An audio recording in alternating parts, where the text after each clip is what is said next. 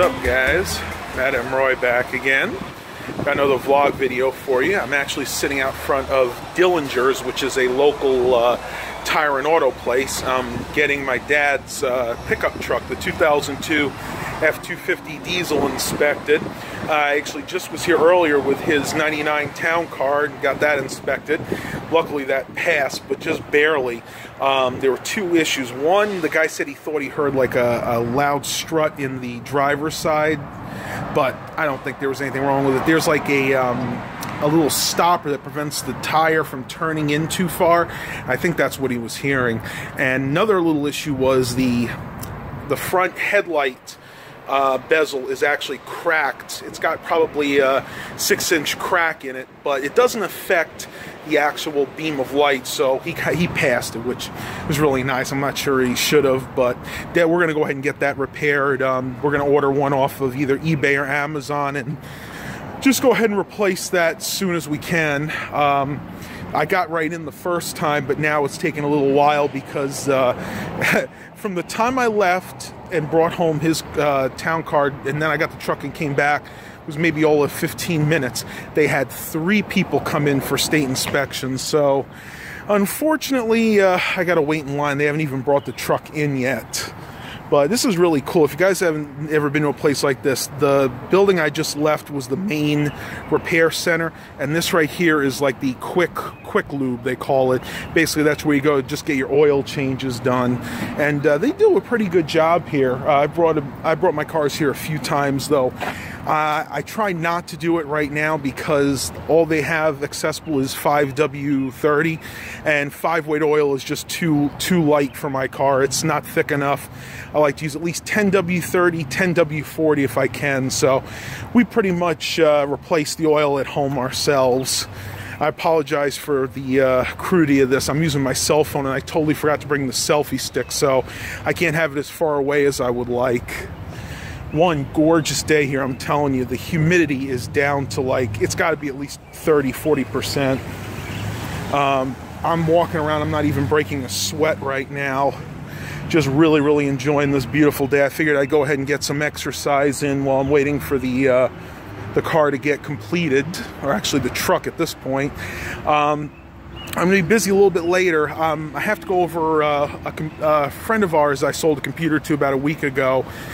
She's having some issues. She can't connect to their Wi-Fi network, and I know that it's not a problem with a wireless card because that computer was hooked up to mine, and basically it worked just fine. It's probably an issue with their router, but I'm gonna go ahead and bring a extra wireless card anyway, just to make sure. I mean, there's always a chance it could be a problem with the card itself. And they're also having trouble transferring their data back onto the computer, and luckily they live fairly close, so I really don't mind helping them out. And I'm looking, she just sent me the address. I've never been to the house, but oh yeah, that's only a few minutes away, so try to get back there maybe sometime later this afternoon, maybe around 2:30 or 3 o'clock.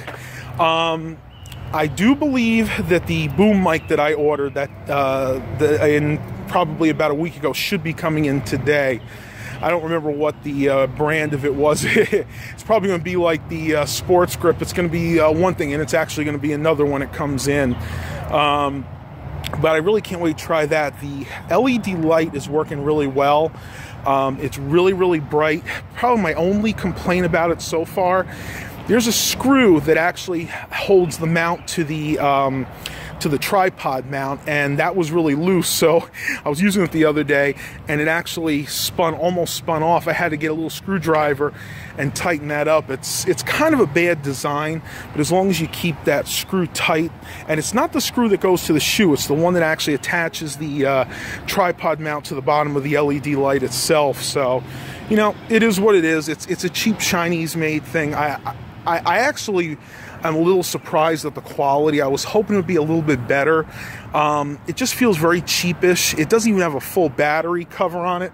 It just kind of encompasses part of the batteries just enough so they don't fall out on you. But another problem I was having with it is if you don't have the batteries in just right, it doesn't make a perfect connection. You won't get any light at all. So would I recommend that to someone else? Probably not.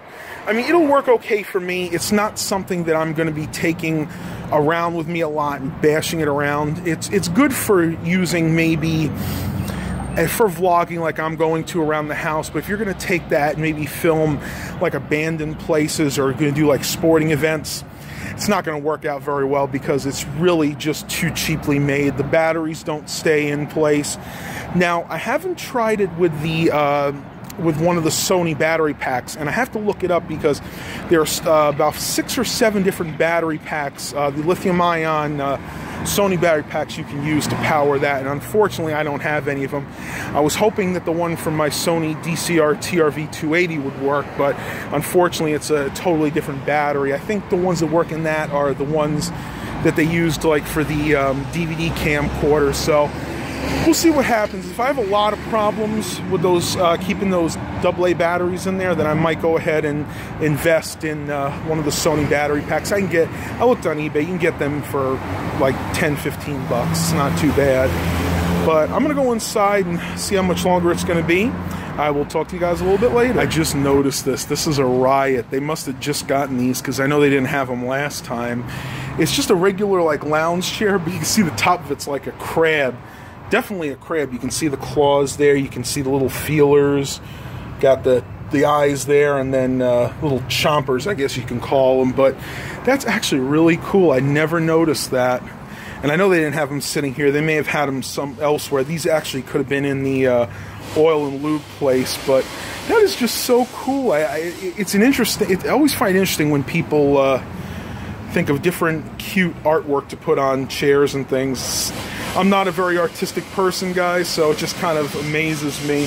I like the color choices, too. They got kind of like the aqua blue on the end, and then it turns into like a green. And then down here, you got kind of this rusty yellow kind of color. It may have faded over time, but still a really cool thing to just see. Very, very unique, for sure. All right, guys, well, she passed. No problem at all.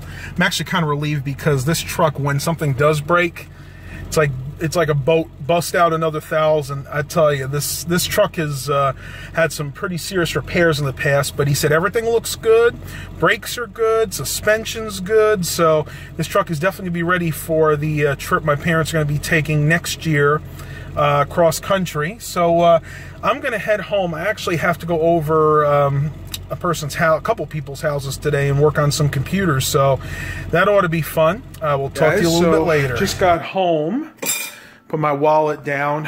The mail came, but guess what? The boom mic didn't. I don't know what's going on. I did, however, get a few items that I was waiting on for the radio install. I got to go in the garage and I'll show you what actually came in. Basically, it was the wiring harness and the little tool that's supposed to help remove the radio. This is the harness that I got. It's a, let's see what brand it is. It's a Metra Turbo, and as you can see, it says it's for the Ford Premium radios with the RCA jack, so this should work just fine with my system. And this is a little removal tool. I don't know if you guys have ever seen anything like this, but basically this allows me to remove the factory Ford radio and to go ahead and remove it, and then, of course, put in the aftermarket radio. I don't know why the other thing didn't come in today. It was set to be delivered today. I guess I'm going to have to wait until tomorrow. Well, I'm going to go ahead and end the vlog here for today. Hope you guys are really enjoying these. Please remember to like and subscribe. And as always, have a blessed day, everybody.